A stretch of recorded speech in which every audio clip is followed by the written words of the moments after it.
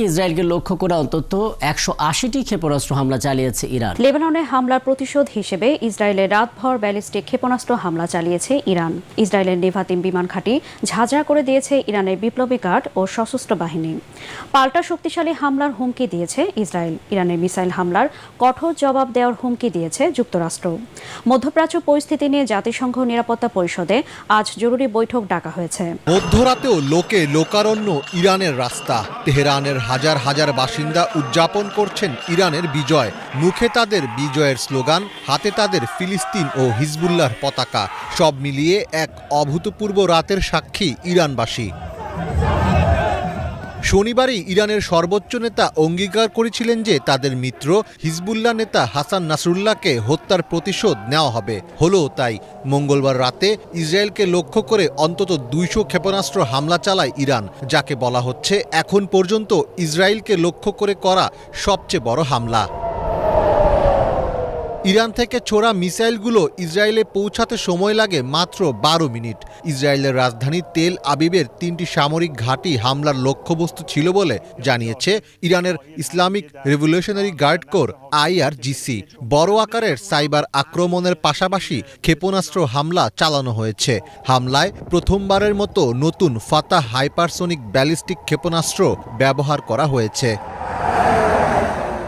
যদিও Tel Aviv দাবি করছে ক্ষেপণাস্ত্রের বেশিরভাগই ঠেকিয়ে দেওয়া হয়েছে, তবে ইসরায়েলের এই দাবি উড়িয়ে দিয়েছে হিজবুল্লাহ। হিজবুল্লাহ বলছে ইরানের ক্ষেপণাস্ত্র হামলা সফল হয়েছে এবং পরিকল্পনা অনুযায়ী বেশ কয়েকটি ইসরায়েলি সামরিক ঘাঁটিতে আঘাত এনেছে। আর এই সফলতাকে স্বাগত জানাতেই উৎসবে মেতে ওঠে গোটা ইরান। ব্রিটিশ দূতাবাসের সামনে মূলত এই জমায়েত হয়। তেহরানবাসীর সেই বিজয় মিছিলে শোভা পায় প্রয়াত হিজবুল্লাহ নেতা হাসান নাসরুল্লাহর ছবি। প্রতিশোধের এই উদযাপনে সামিল হয়ে সন্তুষ্টি প্রকাশ করেন তেহরানের নারী ও শিশুরা। আমার সত্যিই ভালো লাগছে। আমি নিজের মধ্যে একটি শক্তি অনুভব করছি। আমরা শান্তিবাদী, কিন্তু প্রয়োজনে আমরা যুদ্ধও করতে জানি। ইরানের জবাবের পর মধ্যপ্রাচ্যে আজ রাতে শক্তিশালী হামলা চালানো হবে বলে হুঁশিয়ারি দিয়েছে ইসরায়েলের সামরিক বাহিনী। মঙ্গলবার দিবাগত রাতে এ ঘোষণা দেন বাহিনীর মুখপাত্র রিয়াল অ্যাডমিরাল ড্যানিয়েল হ্যাগেরি।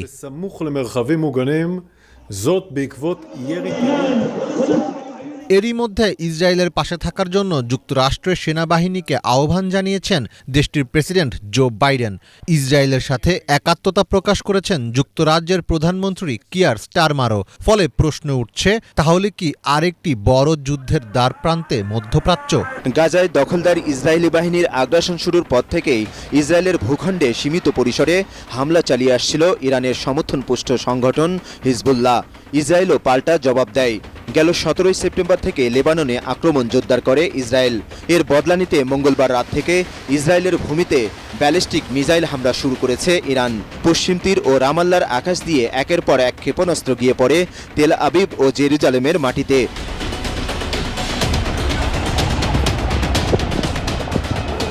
ইরানের বিপ্লবী গার্ড ও সশস্ত্র বাহিনীর বৃষ্টির মতো ছোড়া মিসাইল আঘাত হানে ইসরায়েলের বিমান ঘাঁটি নেভাতিমে। মার্কিন সংবাদ মাধ্যম CNN-এর দাবি, ইসরায়েলের আরাত আন্নাকাব শহর ঘেঁষা বিমান ঘাঁটি ঝাঁঝরা করে দিয়েছে ইরান।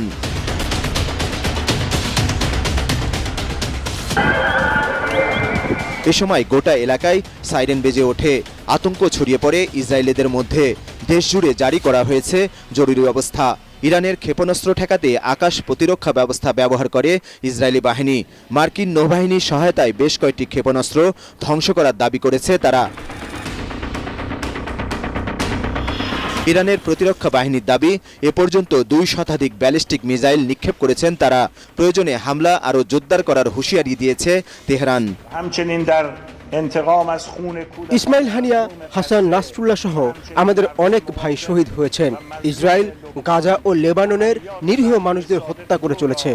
আমরা আর বসে থাকতে পারি না। বিপ্লবী গার্ড ও ইরানের সশস্ত্র বাহিনী ইসরায়েলের বিরুদ্ধে প্রতিশোধ নিতে প্রস্তুত। ইহুদিরা এখন পাগল হয়ে গেছে। আমাদের মুসলিম ভাই ও সার্বভৌমত্ব রক্ষায় প্রয়োজনে আরও কঠোর হব। ইরানের হামলার পর ইসরায়েলের নিরাপত্তা পরিস্থিতি নিয়ে সেনা কর্মকর্তাদের সঙ্গে বৈঠকে বসেন দেশটির প্রধানমন্ত্রী বেঞ্জামিন নেতানিয়াহু।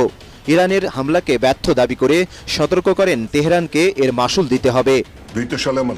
ইসরায়েলের প্রতিরক্ষা ব্যবস্থা ইরানের হামলা নস্যাৎ করে দিয়েছে। মিসাইল ছুড়ে ইরান বড় ভুল করেছে, এর চড়া মূল্য দিতে হবে তাদের। ইরানের মিসাইল হামলার কঠোর জবাব দেওয়ার হুমকি দিয়েছে যুক্তরাষ্ট্রও। ইরানের মিসাইল হামলা ব্যর্থ হয়েছে, এর কঠোর পরিণতি হবে এবং আমরা ইসরায়েলের সঙ্গে এ ব্যাপারে কথা বলবো।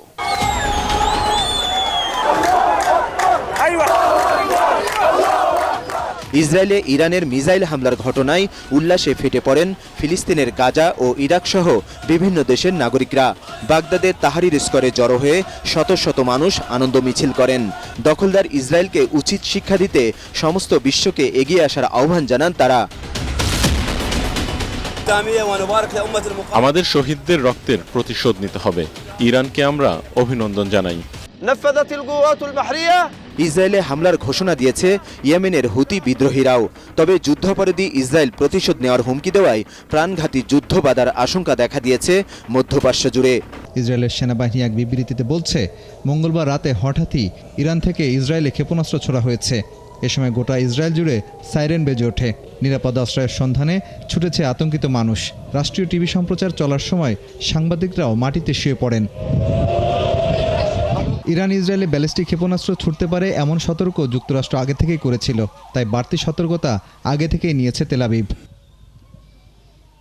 কারণ ইসরায়েলের হোম ফ্রন্ট কমান্ড দেশের বিভিন্ন অংশের জনগণকে জীবন রক্ষাকারী নির্দেশনা দিয়েছেন আগে থেকেই। ইসরায়েলি সেনাবাহিনীর মুখপাত্র ড্যানিয়েল হাগারি বলেছেন, তাদের আকাশ প্রতিরক্ষা ব্যবস্থা সম্পূর্ণ কার্যকর রয়েছে। যে কোনো স্থানে হুমকি শনাক্ত ও প্রতিহত করছে তারা। সব ধরনের সতর্কতামূলক অবস্থা সব এলাকায় কার্যকর রয়েছে। দেশের জনগণকে পরবর্তী নির্দেশ না দেওয়া পর্যন্ত নিরাপদ এলাকায় অবস্থানের আহ্বান জানিয়েছে ইসরায়েল সেনারা। তারা বলছে, যেসব বিস্ফোরণের শব্দ শোনা যাচ্ছে সেগুলো ক্ষেপণাস্ত্র ভূপাতিত বা পতনের। জর্ডান জানিয়েছে সাময়িকভাবে বিমান চলাচল স্থগিত করেছে তারা। ইসরায়েল আর্মি রেডিও জানিয়েছে বেন গুয়েন বিমানবন্দরের কার্যক্রমও স্থগিত রয়েছে। ইরানের রেভলিউশনারি গার্ড বলছে, হামাস নেতা ইসমাইল হানিয়া, হিজবুল্লাহ নেতা হাসান নাসরুল্লাহ এবং আইআরজিসির কমান্ডারদের হত্যার প্রতিবাদে এই হামলা করা হয়েছে। আর মার্কিন প্রেসিডেন্ট জো বাইডেন বলেছেন, ইরানি ক্ষেপণাস্ত্র হামলা থেকে ইসরায়েলকে রক্ষায় সহায়তা করতে এবং ওই অঞ্চলে মোতায়েন মার্কিন সেনাদের সুরক্ষিত রাখতে যুক্তরাষ্ট্র প্রস্তুত। কেবল ফিলিস্তিন আর লেবানন নয়, লোহিত সাগরও এক অগ্নিগর্ভ যুদ্ধক্ষেত্র। ইয়েমেনের হুথি বাহিনী ও ইসরায়েলের মধ্যে পাল্টাপাল্টি হামলা চলছে।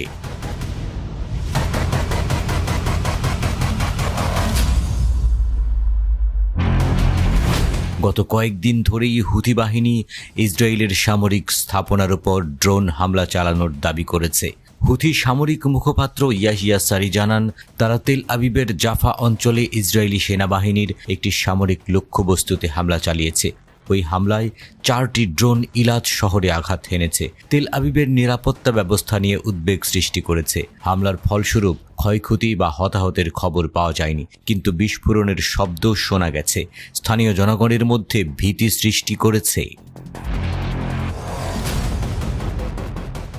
এই উত্তেজনার মাঝেই হুথিরা দাবি করেছে তারা একটি মার্কিন MQ-9 রিপার ড্রোনকে ভূপাতিত করেছে। এই ড্রোনটি সাদা প্রদেশের উপর দিয়ে উঠছিল এবং হুথির বিমান প্রতিরক্ষা ব্যবস্থা সেটিকে গুলি করে নামিয়েছে। মার্কিন এই ড্রোনের মূল্য প্রায় $30 কোটি।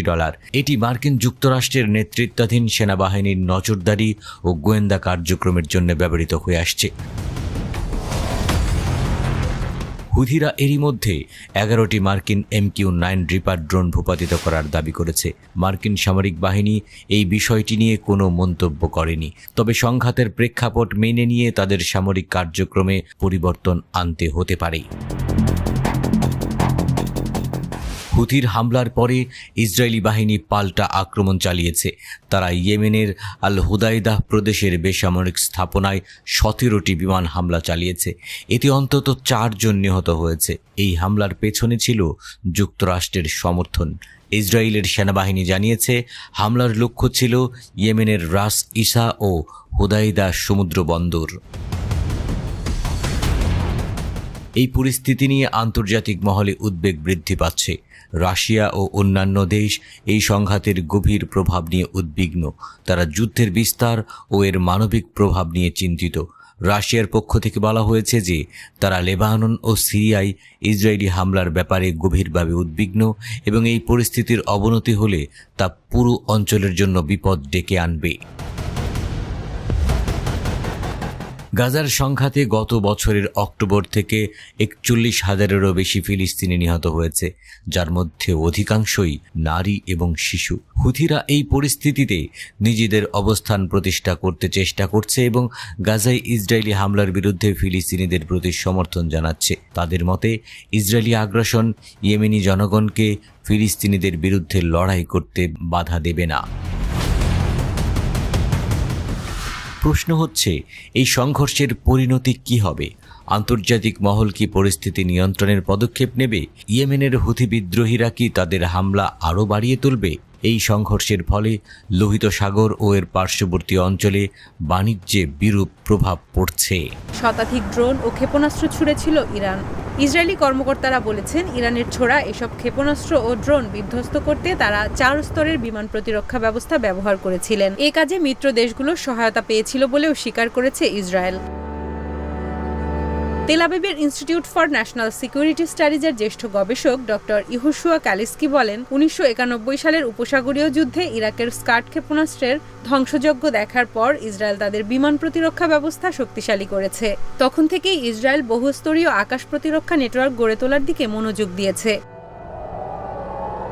এই স্তরগুলোর মধ্যে অ্যারো 2 ও অ্যারো 3 হাজার হাজার কিলোমিটার দূর থেকে ছোড়া ব্যালিস্টিক ক্ষেপণাস্ত্রকে বাধা দেওয়ার জন্য তৈরি করা হয়।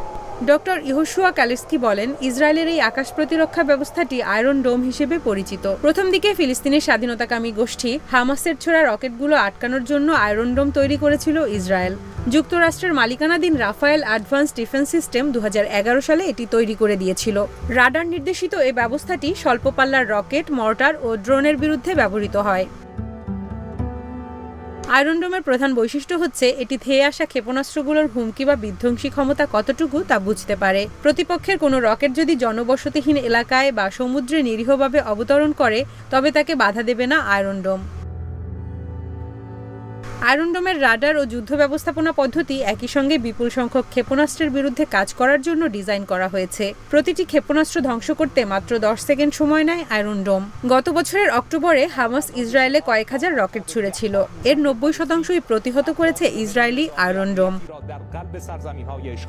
4 থেকে 70 কিলোমিটার রেঞ্জের মধ্যে রকেটগুলোকে ভূপাতিত করার কাজে প্রথম দিকের আয়রন ডোমগুলো ব্যবহার করা হতো। তবে ক্রমান্বয়ে আয়রন ডোম ব্যবস্থাটি উন্নত করা হয়েছে এবং এর রেঞ্জের পরিধি বাড়ানো হয়েছে। বিশেষজ্ঞরা বলছেন, এখন আয়রন ডোমের রাডারগুলো 100 কিলোমিটার ব্যাসার্ধের মধ্যে আসা ক্ষেপণাস্ত্রগুলো শনাক্ত করতে পারে এবং সেগুলো ধ্বংস করতে পারে। শত্রুপক্ষের প্রতিটি ক্ষেপণাস্ত্রের বিরুদ্ধে 20টি ইন্টারসেপ্ট ক্ষেপণাস্ত্র ছুড়তে পারে আয়রন ডোম। আয়রন ডোম হচ্ছে একটি মোবাইল সিস্টেম যা স্বল্প পরিসরের রকেট ও আর্টিলারি শেলগুলোকে আটকানোর জন্য ডিজাইন করা হয়েছে। মিসাইল লঞ্চার, কন্ট্রোল স্টেশন ও রাডারের সমন্বয়ে প্রতিটি ব্যাটারি তৈরি করা হয়েছে। এগুলো 150 বর্গ কিলোমিটার আয়তনের মাঝারি আকারের শহরকে ড্রোন বা রকেট হামলা থেকে রক্ষা করতে পারে। আয়রন ডোমের প্রতিরক্ষামূলক ক্ষেপণাস্ত্রগুলোর খরচ তুলনামূলক কম। প্রতিটি দামির ক্ষেপণাস্ত্রের দাম $50,000, যা $1 মিলিয়ন প্যাট্রিয়ট ক্ষেপণাস্ত্রের তুলনায় অনেক কম। ইসরায়েলের ভান্ডারে কতগুলো তামির ক্ষেপণাস্ত্র মজুদ রয়েছে তা কখনোই প্রকাশ করে না ইসরায়েল। আকাশ প্রতিরক্ষা ব্যবস্থায় কতগুলো ক্ষেপণাস্ত্র রয়েছে ইসরায়েল সেটিও বলে না।